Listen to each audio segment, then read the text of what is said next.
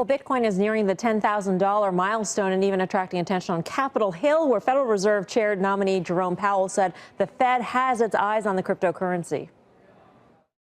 Valuations have really gone up quite a lot in the last year or so. I don't have a view on the appropriate level of the valuation, of course, but again, it's from our standpoint, cryptocurrencies are something we monitor very carefully. We actually look at blockchain as something that may have significant applications in the wholesale payments part of the economy, something we pay close attention to. That's not all. Last night on Fast Money, Mike Novogratz from Galaxy Investment Partners said he could easily see Bitcoin hitting $40,000 by the end of 2018. Bitcoin could be at 40,000 at the end of the 2018. It really easily could. I'm probably over 20% at this point, and wow.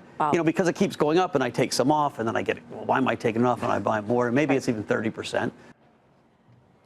He was referring to the percentage of his net worth invested in cryptocurrency. 20% of his... Maybe even as much as 30%. Yeah, he's all in. So what's next for Bitcoin, a boom or a bust? Let's bring in Chris Berniski, author of Crypto Assets, the Innovative Investor's Guide to Bitcoin and Beyond, as well as CNBC contributor Dennis Berman from the Wall Street Journal. Chris, I will start it off with you because you just came off of a panel you gave on Bitcoin, and I want to put up a slide that you actually showed your audience with the Bitcoin chart, because everybody likens Bitcoin to a bubble. Even Novogratz has said that this could be the bubble of a lifetime. But the point here is that we could be in a bubble, but this bubble could go for a long time. There could be a lot of money to be made here. Where are we? If you were to say what inning we are in this Bitcoin ride, where are we? Certainly. And the reason I showed that chart is because prior to 2017, everyone used to refer to late 2013 as the big Bitcoin bubble. Right, and that was when the aggregate network value of the entire asset class was around $15 billion, and we proceeded to correct about 85%.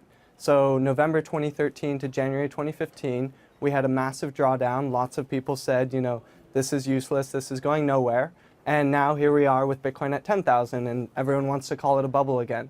I think this will be a recursive trend where each successive new bubble will dwarf the prior definition of a bubble.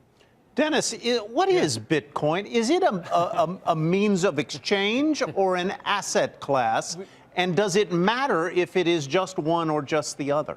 You know, Tyler, we were having this very same debate in our morning meeting at the Wall Street Journal, and it was a range of answers. 1, it's a currency. 2, it's a commodity. 3, it's a store of value. 4, it's a sort of speculative notion. I think it can be all of those. I'd say right now it is more in the number 4 category, which is sort of a speculative item.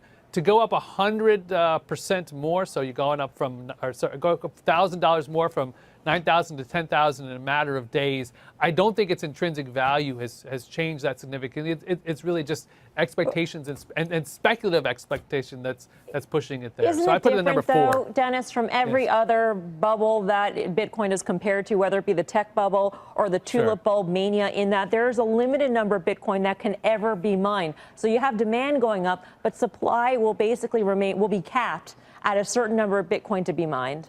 That is, of course, true, but let's take the different bubbles, so to speak, in context. The tech bubble in 99-2000, the market was up about, I think, 80% that year. If you look at the tulip bubble, it was still greater than some of the numbers we're seeing right now for Bitcoins. Hey there, thanks for checking out CNBC on YouTube. Be sure to subscribe to stay up to date on all of the day's biggest stories. You can also click on any of the videos around me to watch the latest from CNBC. Thanks for watching.